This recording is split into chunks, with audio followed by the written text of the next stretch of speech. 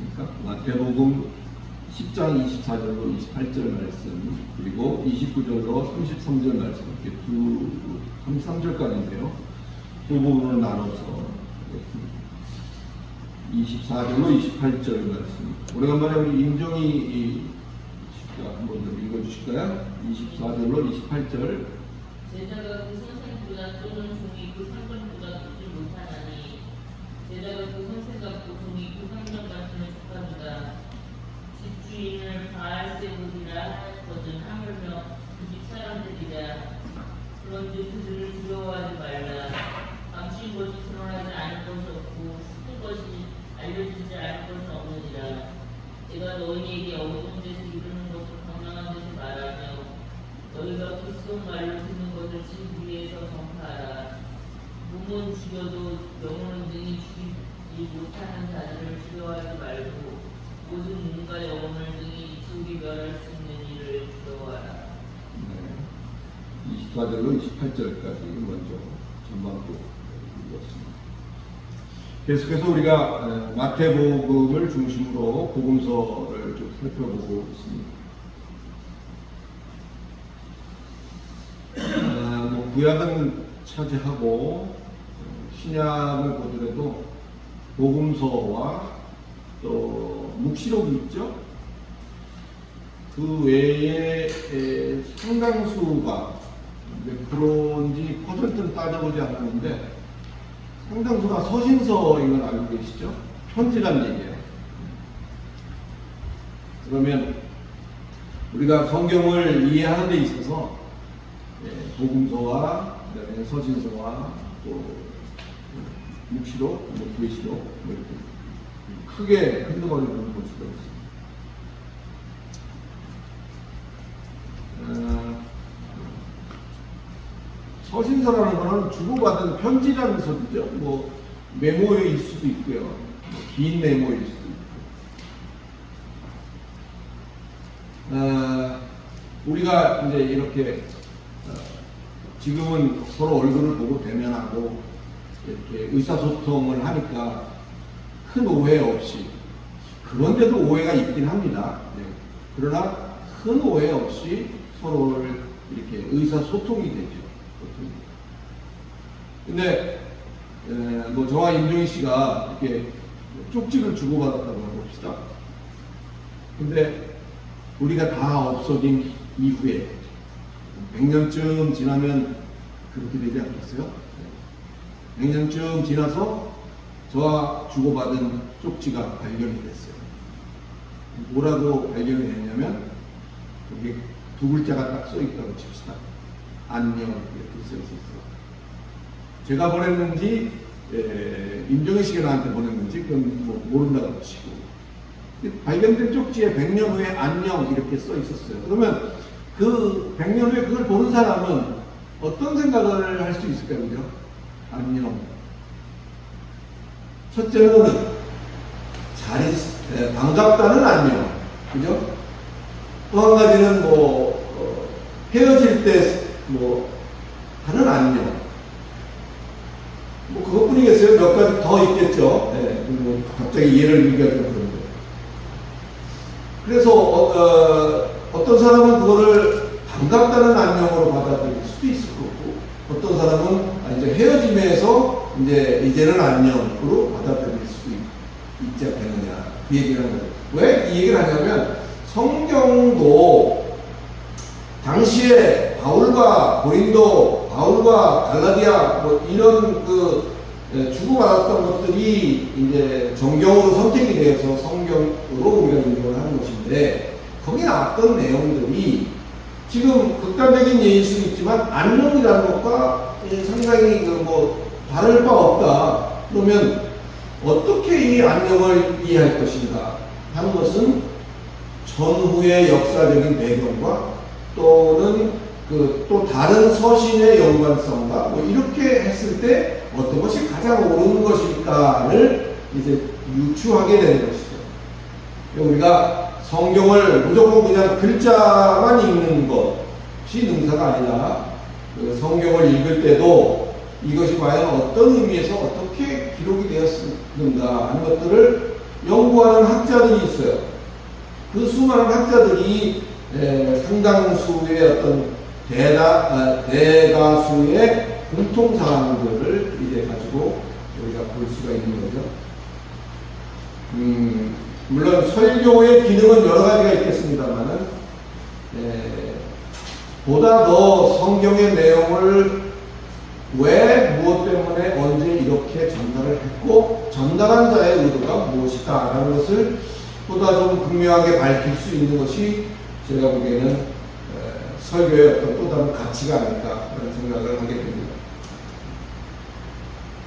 오늘 본문 우리가 읽은 것 역시 보냄받는 사도들하고 보내시는 예수하고의 관계성 속에서 이것이 이해가 되어져야 된다. 더구나 이 본문의 내용이 예수께서 하시는 말씀과 이런 것들을 그 주변에 갇혀있던 제자들이 기록을 한 것이죠. 대다수 그 기록하는 사람과 말한 사람의 오차가 없다는 전제하에 지금 우리가 보고 있습니다만은 예수께서 말씀하실 때는 비유를 상당히 좋아하셨어요. 비유를 즐겨 사용하셨고 그래서 우리가 성경을 읽을 때 이것이 비유인가 아니면 이것이 법칙인가 이런 것들까지도 좀 유의해야 할 필요가 있다. 그냥 맹놓고 그냥 쭉 읽었다고 능사가 아니다. 그런 얘기를 하고 있는 겁니다. 오늘 본문은 어떻게 보면 선생과 제자와 선생과의 어떤 그런 것을 말하는 것 같은 거예요. 그죠? 제자가 아무리 잘나도 선생보다 나을 수 없다. 뭐 이런 근거가 이제 이것이 될 수도 있다. 그런 것 같죠. 그래서 오늘의 본문은 법칙이 아니다. 오늘의 본문은 비유다라는 것을 우리가 좀 신경을 쓰면서 누가 더 잘났는지 누가 더 지위가 높은지 이게 그런 얘기가 아니라면 이 비유의 의미는 뭘까요? 결론적으로 말하면 보냄받은 후에 생길 그 모든 일의 책임자는 너희가 아니라는 것을 말합니다.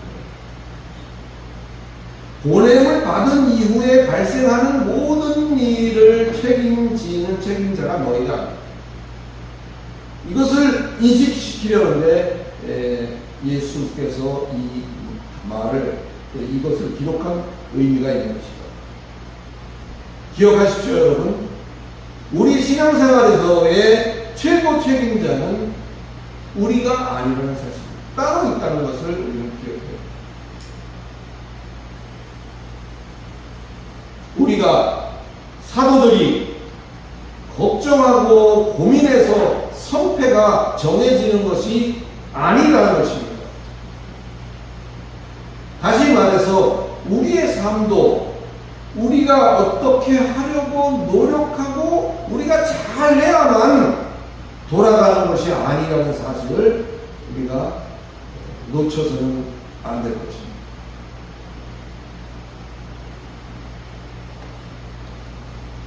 세상은 어떤 사람을 좋게 여기죠? 어떤 사람을 유능하다고 합니까? 내가 주어진 것보다 훨씬 넘치는 사람이라는 걸 보여주는 것.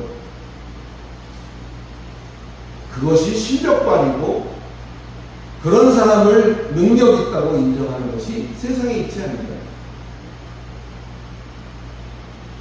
그러다 보니까 물론 그런 운동도 일어났다가 지금은 어떻게 되는지 모릅니다만 말단의 말단까지 CEO적인 어떤 마인드를 요구하는 시대가 됐습니다. 물론 상당히 고무적이고 진취적인 내용입니다. 내가 마치 내 것인 양, 내가 책임자인 양 모든 것을 계획하고 준비하고 한다는 것은 저도 거기에 한 표를 던질 수 있습니다만은 그에게 CEO적인 마인드를 요구하는 것이 우리는 은사가 아니다.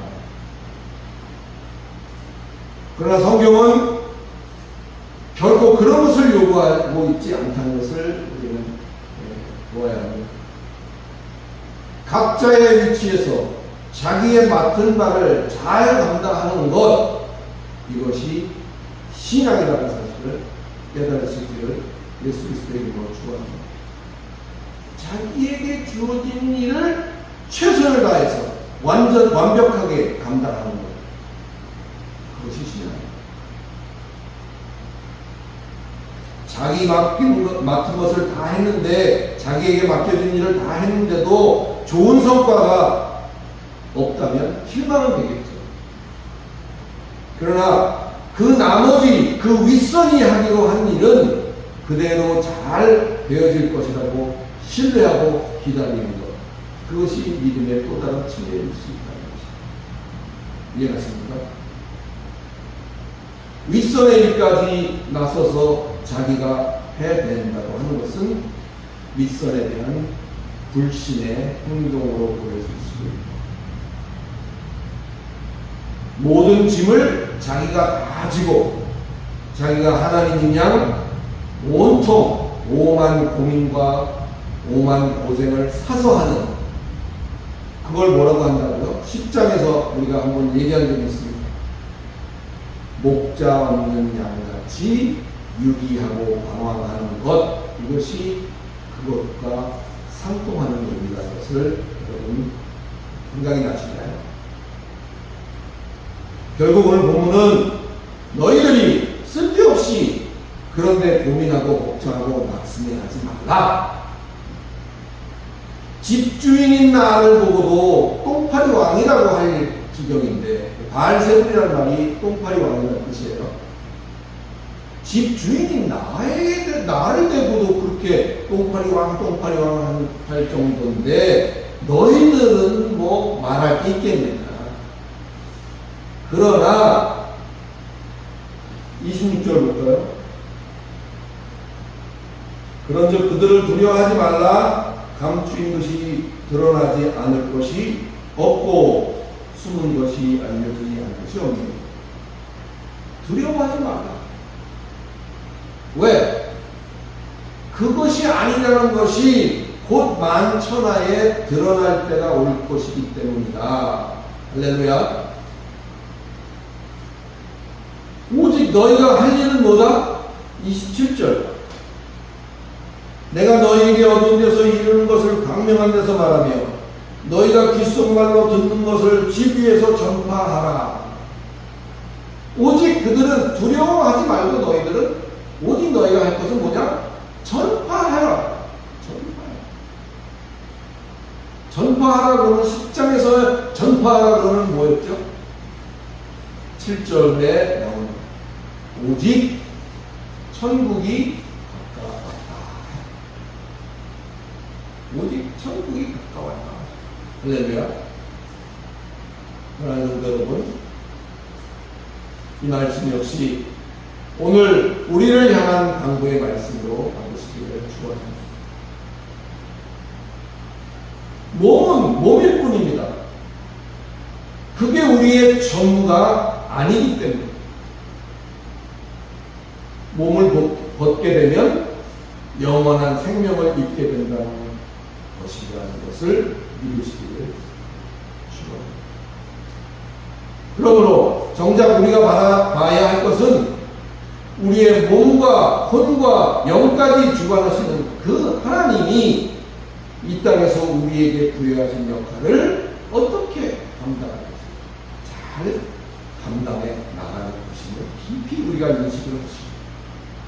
우리 예수 안에서 작지만 우리에게 맡겨진 책임을 다하는 복된 저와 여러분이 되시기를 예수 그리스도의 이름으로 축원합니다. 다음 단락을 볼까요? 29절로 33절 말씀인데 누가 한번 읽어주실까요? 29절로 33절 고대천 씨가 한번 읽을까요? 3세 두 마리가 한 박살이나 풀리지 않느냐. 그러나 너희 아버지께서 허락하지 아니하시면 하나도 땅에 떨어지지 아니하리라. 그 다음 33절까지. 누구든지 사람 앞에서 나를 부인하면 나도 하늘에 계신 내 아버지 앞에서 그를 부인하리라. 그죠? 그 중간에서 빠진 것 같아요. 30절에 너희에게는 머리털까지 다 사신 바 되었나니 두려워하지 말라. 너희는 많은 생수보다 귀하니라. 그러면서 누구든지 사람 앞에서 나를 시인하면 나도 하늘에 계신 내 아버지 앞에서 저를 시인할 것이고 누구든지 사람 앞에서 나를 부인하면 나도 하늘에 계신 내 아버지 앞에서 저를 부인하리라. 다시 33절까지. 설교를 위해서 이렇게 주석들을 이렇게 좀 찾아보니까 대개 이 말씀을 동시에 다루고 있지 않다는 것을 보게 되었습니다. 참새보다 귀하다는 내용과 예수에 대해서 시인하고 부인하는 어떤 그 두 가지 내용으로 이것이 나눠져서 인용되어지고 설명하고 있다. 그런 것을 볼 수가 있었어요. 대개 전자는 하나님의 돌보심이 이와 같다. 후자에는 그 하나님의 돌보심에 대한 우리의 보답으로 이것이 가르쳐지고 있다. 그것을 볼 수가 있어요. 하나님은 우리를 그렇게 보호하시는데 우리가 시인하고 부인하게 되면 이렇게 저렇게 그래서 많은 그 이야기들이 있어요. 주님을 인정하는 생활이 뭐냐? 어떻게 하는 것이 주님을 인정하는 생활이냐? 또 반대로 주님을 모른 채 하는 생활이 뭐냐? 이런 얘기들이 난무하게 돼요.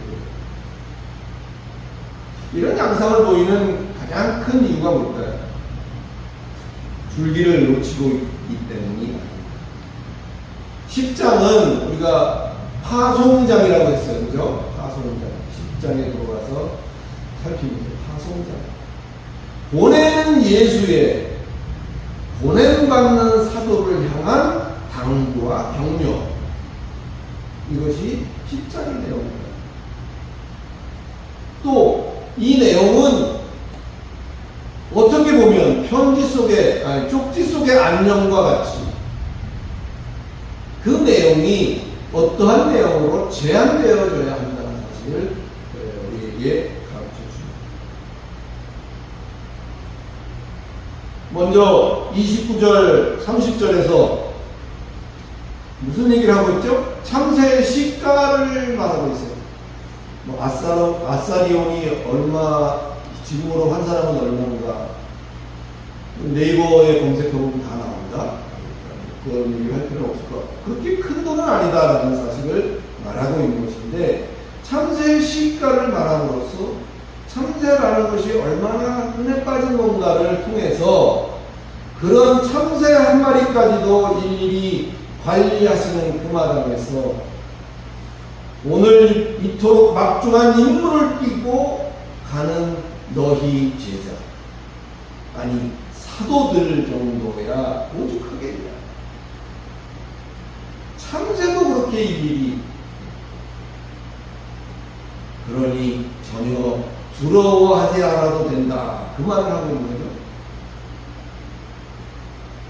혹시 참새는 새다가 한 마리 빠뜨릴 수도 있겠지만 너희들은 각각 머리털까지 다 세워두었으니 털끝 하나 상하지 않게, 털끝 하나 상하게 할 자가 없을 것이다, 그 말을 하고 있습니다. 얼마나 보냄받는 자에게 힘이 되는 말씀인지 모르겠습니다. 사랑하는 성도 여러분, 우리는 어떨까요? 우리도 예외가 아니라는 사실을 믿으시기를 예수 그리스도의 이름으로 축원합니다. 이렇게 철저히 돌보신다는 것을 자꾸 예수께서는 지금 처음이 아니라 자꾸 주지시키고 있는 이유는 뭘까? 그것이 바로 32절, 아니 32절, 33절과 연결이 되어 있는 거죠. 하나님이 너의 편이니까 겁내지 말고 하라는 거예요. 겁내지 말고 전파하라는 거예요.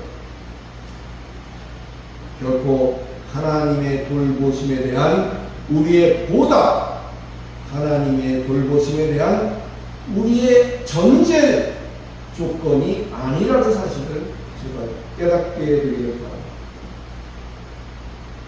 근데 그럴 수밖에 없긴 해요. 이것이 번역될 때 시인하면 이렇게 할 것이고 나도 너희가 나를 부인하면 나도 이렇게 할 것이다. 뭐 이렇게 시인, 부인 이런 표현이 되니까 좀 더 그렇게 인식이 되어질 수 있겠다. 그런 생각은 들지만 이건 그런 교훈이 아닌 것을 밝히 알아야 한다. 그래서 성도 여러분, 어찌됐든 우리가 겁내지 말고 해야 할 일은 뭐죠? 시인입니다. 시인. 여기 시인은 우리 임정희 씨를 말하는 게 아니에요. 여기서 말하는 시인은 인정한다는 말과 또 다른 것입니다. 네, 오늘의 설교의 핵심이라고 할 수도 있겠는데 시인이란 말은 헬라어의 호모로게오입니다. 한번 같이 따라할까요? 중요해서 호모로게오. 시인. 네, 호모로게오.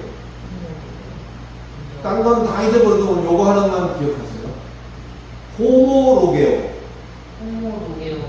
네, 호모로게오. 이따가도 한번 볼게요. 호모로게오. 로게오, 호모로게오라는 말은 결론을 딱 말하면 한 가지로 말합니다. 한 가지로 말합니다. 그러므로 나를 시인하면이라는 말은 곧 예수와 동일한 것을 말한다는 뜻입니다. 동일한 것을 말합니다. 실제로 헬라 성경에 보면 지금 나를 시인하면 이렇게 해서 나를이 우리말로 르이 들어가면서 목적어처럼 보이죠. 그죠? 나를 시인하면, 너를 시인하면. 대부분 목적어에는 르이라는 것을 붙이죠. 밥을 먹었냐?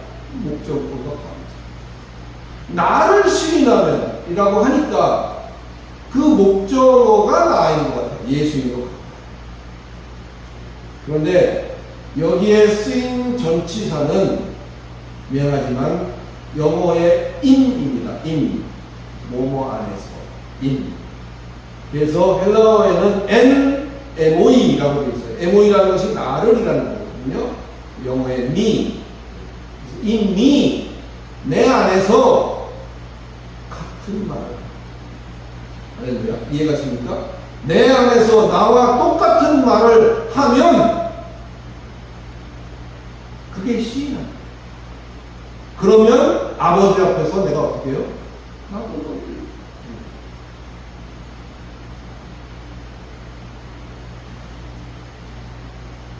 설명이 되는지 모르겠습니다만 따라서 나 예수를 시인하는 게 아니라 나 예수 안에서 나 예수와 똑같은 것을 말해라 그 말입니다.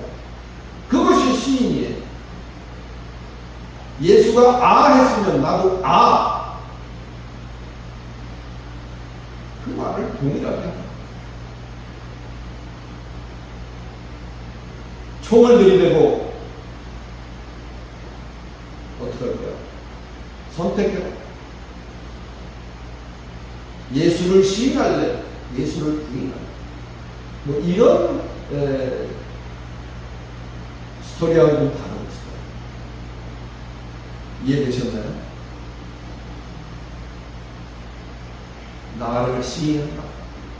시인한다는 게 뭐라고요? 호모로게오. 호모로게오. 한 가지를 말하는 거예요. 한 가지를 말하는 거예요. 그 한 가지를 그들에게 심어서 보내는 거잖아요. 그죠? 그래서 그들은 그 신경 숨겨진 그 한 가지 말, 예수가 심어주신 그 말, 그거를 가서 방방곡곡에서 똑같이 전하는 거죠. 그게 호모로게. 할렐루야. 사랑하는 성도 여러분, 은혜 시대인 지금도 남 앞에서 예수 믿는다는 것을 인정하고 싶지 않은 사람도 꽤 있습니다. 그렇다고 예수 믿는다는 것, 예수를 인정하고 또 예수를 선언하며 사는 것도 어려운 일이겠지만 더욱 중요한 것은 한 걸음 더 나가서 그 전하는 말이 예수와 동일한 것을 말하고 있는가? 이게 더 중요하다는 사실을 오늘 우리가 한 번쯤 생각을 합니다. 물론 복음이라는 것은 여러 가지 의미가 있을 수 있다는 거죠. 복음이라는 것은 딱 어떤 것을 말하는 것이 아니고 말 그대로 복된 소식이요, 뭐 행복한 소식이요, 즐거운 소식이요, 기쁜 소식이요, 다 그것이 복음입니다만 오늘 가장 우리에게 절박하게 이제 예수가 그 제자들을 보내면서 그들에게 강구하신 말, 마태복음 10장 7절. 가면서 전파하여 말하되 천국이 가까이 왔다. 할렐루야. 결국 이게 복음인 거예요. 예수를 모르고 어둠 가운데 고생하며 살고 있는 그들에게 예수의 의미, 예수로 말미암은 구원의 의미, 이런 것들을 전파하고 증거하는 것 분명히 복음입니다. 왜? 그들에게는 그런 복된 소식을 들어본 경험이 한 번도 없고, 또 다른 측면에서의 복음은 이제 천국이 가까워. 이 몇 가지들을 연결지어서 생각할 수 있는 저와 여러분이 되었습니다. 시대가 급격히 변해가고 있죠. 정말 어떤 시대에는 그물만 던져도 그냥 그 그물이 찢어질 정도로, 그죠? 그렇게 물고기가 잡히던 시절이 있었어요. 예수라는 말만 해도 그냥 막 개신이 일어나고 그런 전설적인 시절이 있었다는 거죠. 물론 지금도 그런 역사가 없는 건 아니에요. 시대가 바뀌어가고 그런 차원에서 뭐 그거 하지 말라는 게 아니라 그런 차원에서 이제 조금 좀 생각의 저기를 좀 벗어나서 우리의 삶 속에서 늘 천국이 가까웠음을 인식하고 그걸 말하는데 주저함이 없는, 두려움이 없는, 그것이야말로 아버지에 대한 절대적인 신뢰라는 사실을 우리가 잘 깨달았습니다. 각자의 삶의 정황 속에서 그 거룩한 일을 잘 감당하는 장하고 복된 제자 같은, 사도 같은 저와 여러분이 되시기를 예수 그리스도 이름으로 축원합니다. 기도하겠습니다. 거룩하신 하나님, 은혜를 감사합니다.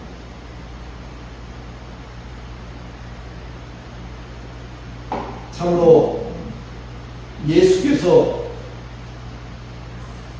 사람의 몸을 입고 이 땅에 오셔서 우리의 모든 죄를 다 감당하시고 급기야 십자가에 달리심으로 피 흘려 죽으시고 그로 말미암아 우리의 불의한 모습이 그 보혈로 의롭다 칭함을 받게 되었고 그 사실을 믿게 되어 오늘 이른바 우리는 성도가 되었고 성도로서의 우리에게 주어진 다양한 삶을 우리는 살고 있습니다. 하나님 아버지, 정말 이 땅에서의 삶이 탈진할 정도로 힘든 자도 있고 어찌 감당해야 될지를 모르는 그런 상황에 놓여 있습니다.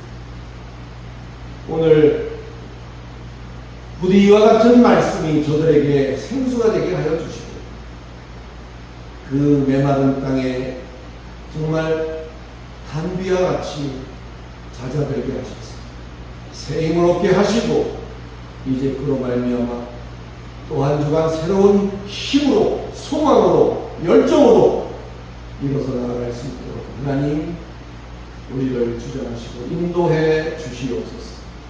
예수 그리스도 이름으로 간절히 기도드리옵나이다.